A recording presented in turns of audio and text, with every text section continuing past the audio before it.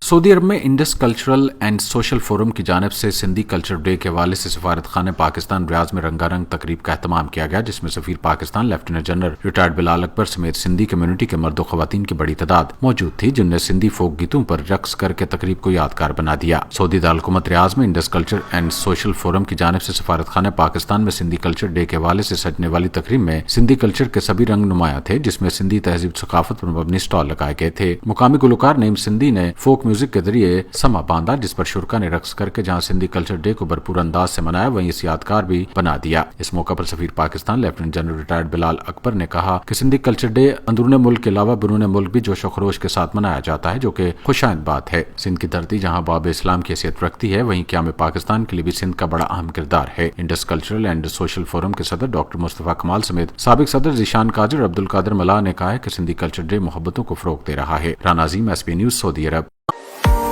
بجوان sweets and bakers, پردیس میں